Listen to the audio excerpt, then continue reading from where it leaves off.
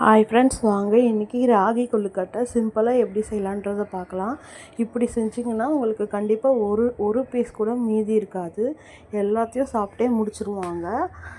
First நான் ஒரு கடாய் வச்சு அதில் கொஞ்சமாக 2 ஸ்பூன் அளவுக்கு நெய் விட்டுருக்கேன். நெய் விட்டு காஞ்சதுமே ஒரு 3/4 கப் அளவுக்கு ராகி மாவு நல்லா இந்த நெய்லேயே ரோஸ்ட் பண்ணிக்கிறேன்.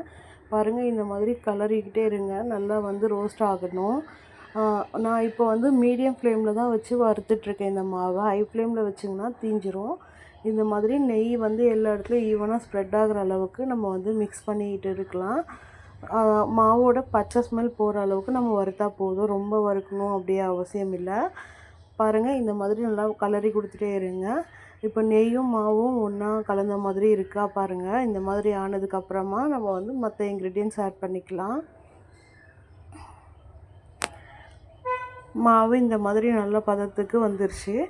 இது கையில் தொட்டு பார்த்தாலும் நமக்கு நல்லா தெரியும். இப்போ நான் 3/4 கப் அளவு மாவு எடுத்திருக்கேன். அதில் 1/2 கப் அளவுக்கு நாட்டு சர்க்கரை எடுத்து கொஞ்சமாக தண்ணி விட்டு கொதிக்க வச்சுருக்கேன். அதில் கொஞ்சமாக ஒரு பிஞ்ச் அளவுக்கு சால்ட் போட்டிருக்கேன். மாவு இந்த மாதிரி சூடு ஆறிடுச்சு. இப்போ நம்ம அந்த கரைச்சி வச்சுருந்த சர்க்கரை பாவை இதில் ஆட் பண்ணிக்கலாம். நான் இந்த சர்க்கரை தண்ணி ஊற்றும்போது கேஸை ஆன் பண்ணிட்டேன். நீங்களும் ஆன் பண்ணிக்கோங்க.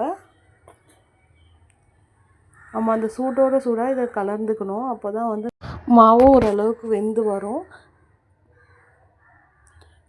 இருங்க, நான் நல்லா பிசைஞ்சிட்டு காமிக்கிறேன். பாருங்கள், இந்த மாதிரி நல்லா கரண்டிலே மிக்ஸ் பண்ணி விட்டாச்சு. மாவு இந்த பதத்தில் இருந்தாலே போதும். இப்போது நான் ஒரு 3 பீஸ் தேங்காவை இந்த மாதிரி குட்டி குட்டியாக கட் பண்ணி ஆட் பண்ணிக்கிறேன். பாருங்கள், இந்த மாதிரி ஆட் பண்ணிவிட்டு கை வச்சு நல்லா பிசைஞ்சு எடுத்துக்கலாம். பாத்திரத்தில் ஒட்டாத அளவுக்கு, கையில் ஒட்டாத அளவுக்கு நான் பிசைஞ்சு வச்சுருக்கேன். பாருங்கள், இந்த மாதிரி பிசைஞ்சதுக்கப்புறமா ஒரு இட்லி பாத்திரத்துலேயோ இல்லை புட்டு அவிக்கிற பாத்திரத்துலேயோ நீங்கள் இந்த மாதிரி கொழுக்கட்டை பிடிச்சி வச்சுக்கலாம். நான் இட்லி பாத்திரத்தில் கொஞ்சமாக நெய் ஆட் பண்ணி ஃபுல்லாக தடவிட்டு அதுக்கப்புறமா இந்த மாதிரி குட்டி குட்டி கொழுக்கட்டையாக பிடிச்சி வச்சுருக்கேன். பாருங்கள், இந்த மாதிரி எல்லாத்தையும் நான் பிடிச்சிட்டு இதை ஒரு 10லேருந்து 15 நிமிஷம் நல்லா லோ ஃப்ளேம்லேயோ இல்லை ஹை ஃப்ளேம்லேயோ வைக்காமல் மீடியம் ஃப்ளேமில் வச்சு 10 நிமிஷம் நல்லா வேக வைக்கணும்.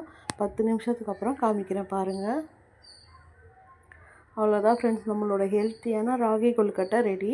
இதை சுட சுட சர்வ் பண்ணுங்கள். கண்டிப்பாக எல்லாருக்குமே பிடிக்கும். இந்த மாதிரி வீடியோஸ் வேணும்னா என்னோடய சேனலை சப்ஸ்கிரைப் பண்ணிக்கோங்க. மறக்காமல் பெல் பட்டன் அழுத்திக்கோங்க. கண்டிப்பாக எல்லாருக்கும் ஷேர் பண்ணுங்கள். உங்களுக்கு வீடியோ பிடிச்சிருந்தா செஞ்சு பார்த்துட்டு கமெண்ட் பண்ணுங்கள். மறக்காமல் சேனலை சப்ஸ்கிரைப் பண்ணிக்கோங்க. தேங்க்யூ.